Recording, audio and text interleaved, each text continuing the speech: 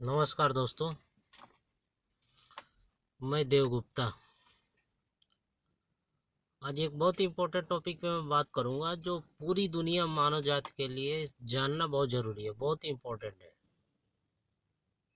तो आपको ये जानना पड़ेगा कि असल में गॉड कौन है, भगवान कौन है। भगवान, ईश्वर, गॉड, अल्लाह, ये सब एक है या अलग अलग है। ये आप जान जाओगे तो पूरा आपको सिस्टम समझ में आ जाएगा कि पूरी दुनिया में जो लड़ाई छिड़ी है कि मेरा बड़ा है, मेरा वाला ही बड़ा है, मैं ही बड़ा हूँ। ये सिस्टम का आपके दिमाग से ये जो पॉलिसी है आप हमेशा के लिए खत्म हो जाएगा, हमेशा बेफिक्र हो जाओगे। तो आपको ये जानना बहुत जरूरी है कि एक्चुअल में ये सारा एक है या अलग अलग है। देखो, सबसे पहले आपको जानना ये पड़ेगा, अगर सब एक रहेगा तो पूरी मानव जाति के लिए एक ही कानून लागू होना चाहिए। लेकिन यहाँ पे ऐसा नहीं है, क्योंकि आपको इसमें से ये आपको जान लेना बहुत जरूरी है। तो उससे पहले मैं ये जानेंगे कि क्या भगवान और ईश्वर एक है। हम अल्लाह और मोहब्बत परमेश्वर को अलग करते हैं, इसको हम बाद में साइड में लेंगे। क्या ईश्वर और भगवान दोनों एक है? तो मेरा जवाब है नहीं, दोनों एक नहीं है, दो अलग अलग चीज है। कहने का मतलब है, पर ईश्वर जो है वो अनंत काल से ब्रह्मांड जब से चल रही है, सृष्टि की रचना नहीं हुई थी उसके पहले से ईश्वर है और अनंत काल तक रहेगा। लेकिन भगवान जो है वो हर बार धरती पे जन्म लेता रहता है, लेकिन ईश्वर का ही अंश है, वो भगवान है। हम लोग भी ईश्वर के ही अंश है देखा जाए तो। लेकिन हमारा जन्म होते रहता है। भगवान वो बनता है जो पूजनीय होता है, उसके एक आदर्श होते हैं, वो अच्छे कर्म करता है, उसके आदर्श होते हैं, उस हिसाब से उसकी पदवी मिलती है, वो भगवान के श्रेणी में आता है। लेकिन ईश्वर वो है जो कभी जन्म नहीं लेता, अजन्मा है, इसकी कोई आकार प्रकार नहीं है। वो अनंत काल से चला हुआ आ रहा है और अनंत काल तक जाएगा।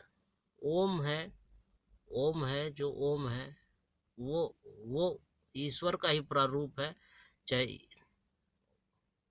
कहा जा सकता है। तो वो ओम जो है ईश्वर का प्रारूप है एक तरह से देखा जाए तो ये दोनों एक चीज नहीं है। तो अब ये तो क्लियर हो गया, डाउट क्लियर हो गया कि हाँ, ईश्वर जो है वो अनंत काल तक रहता है और वो जन्म नहीं लेता है। लेकिन भगवान हर बार जन्म लेता है और कल्याण के लिए लेता है, कि लोगों का कल्याण हो, लोग अच्छे कर्म करें, फिर से अच्छे रास्ते पे आए। लेकिन ईश्वर कभी जन्म नहीं लेता। ये तो हो गया क्लियर। अब मैं आपको बताऊंगा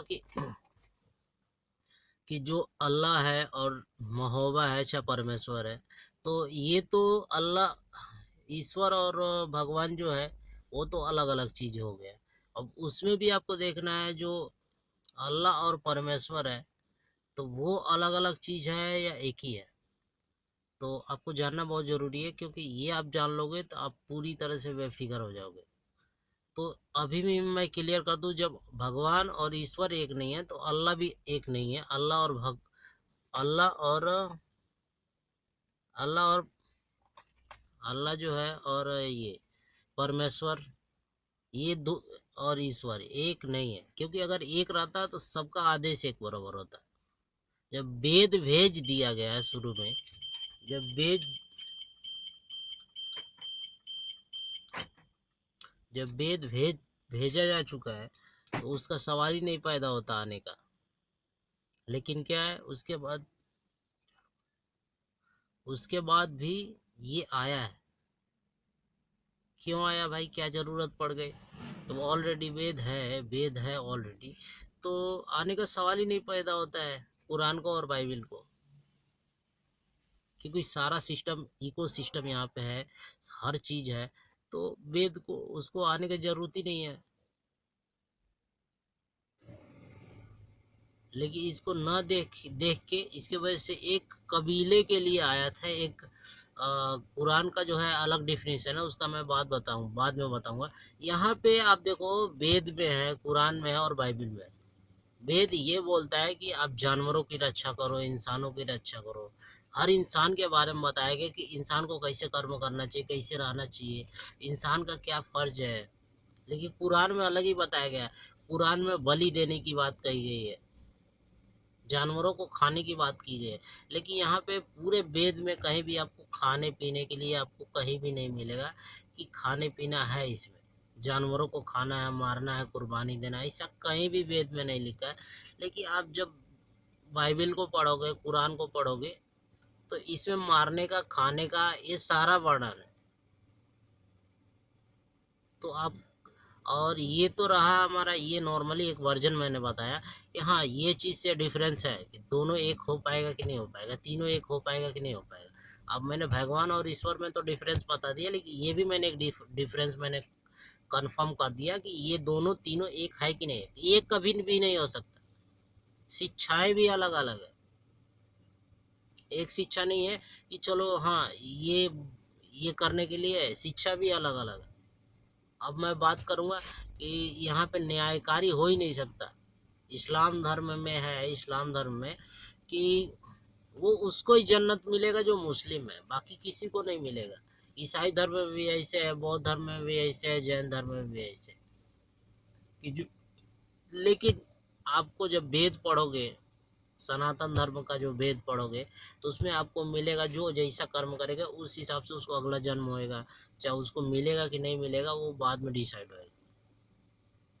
उसके कर्म के हिसाब से उस इंसान का अगला जन्म होता है। अगर उसने अच्छा कर्म किया, ईश्वर को पहचान लिया, अपने आप को पहचान लिया, तो उसकी मुक्ति हो जाती है हमेशा के लिए। लेकिन जो इंसान नहीं पहचान पाता वो फिर से भटकता रहता है। लेकिन इसमें ऐसा कुछ नहीं है। इसमें ये है, आप मुस्लिम हो और थोड़ा कर्म किए हो तो आपको जन्नत मिलेगा। हर धर्म में ऐसे ही है, लेकिन सनातन धर्म को छोड़ के। तो आप बताओ, आप डिफरेंस आप खुद पता कर सकते हो।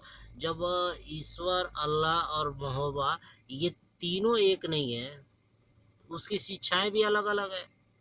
तो सवाल ही पैदा नहीं होता कि तीनों एक ही धर्म है। हाँ, ये सनातन धर्म से ये धर्म निकला हुआ है, ये सबको मालूम है। जैसे मैं हूँ, अगर मैं, मेरा अगर पीढ़ी होता है तो आगे वाला आप, अब मेरे को छोड़ के अपने अपने को खुद बाप समझे कि मेरे से इस सृष्टि के निर्माण हुआ है, तो ये गलत बात है। हमसे शाखा निकला है, लेकिन वो खुद निकला हुआ है किधर से, वो किसी शाखा से वो कोई टहनी बन के निकला है। अब खुद को टहनी को खुद शाखा बता रहा है तो अलग बात है। यही डिफरेंस है कि अल्लाह, ईश्वर और भगवान ये तीनों अलग अलग चीजें, कभी एक हो ही नहीं सकता। शिक्षा अलग है, बुक अलग है। जब सारा चीज वेद में दे दिया गया है, सारा चीज वेद में दे दिया, तो कुरान बाइबिल गीता की आने की, कुरान बाइबिल की आने की क्या जरूरत पड़ गई? कोई सवाल ही नहीं पैदा होता है ये सब आने का। लेकिन आ रहा है। क्यों आ रहा है भाई? कुछ गलत है? वेद में तो ऐसा कुछ गलत है नहीं। ये वेद को पूरी सृष्टि मानती है, पूरी दुनिया मानती है। इसमें कुछ गलत नहीं है, कोई नुक्सा तक नहीं निकाल सकता उसमें। लेकिन आप कुरान जब पढ़ोगे, बाइबिल पढ़ोगे, तो उसमें आपको कहानी नजर आएगा। कहानी पढ़ाया जाता है उसमें, भूत भविष्य वर्तमान। उसमें अल्लाह को मोहब्बत का ही समझ में नहीं आया कि भूत क्या है, भविष्य क्या है, वर्तमान क्या है। जब मैंने कई बार कुरान पढ़ा, मैंने कई बार कुरान पढ़ा है, बाइबिल भी पढ़ा है। कभी किसी दिन टॉपिक पे मैं बात करूंगा, कुरान और बाइबिल को ले के साथ में बात करूंगा, तो मैं आपको पूरा डिटेल्स बताऊंगा। लेकिन अभी फिलहाल में इतना ही मैं बात करूंगा कि ये तीनों चारों चीज अलग अलग है, कोई भी एक नहीं है। अब इसकी शिक्षाओं पे भी मैं बात करूंगा कि एक्चुअल में इसमें क्या बोला गया है, कुर्बानी इसमें है, बाइबिल में दिए, कुरान बाइबिल सब में दिया गया है। लेकिन गीता, गीता और वेद का ही अंश गीता है, इसका कोई कुछ दिया ही नहीं गया। यहाँ पे जानवरों से प्यार करने के लिए बताया गया। अब वो वहाँ पे बताया गया, यहाँ पे कि उसको ही अच्छा जन्म मिलेगा, चाहे स्वर्ग मिले चाहे नर्क मिले, ये अलग बात है। लेकिन यहाँ पे जो जैसा कर्म करेगा उस हिसाब से मिलेगा। लेकिन अल्लाह यहाँ पे जिसको ज्यादा चाहता है ज्यादा देता है, जिसको कम चाहता है कम देता है। ये कुरान का ही शिक्षा है। लेकिन इसमें तो अन्यायकारी हो गया।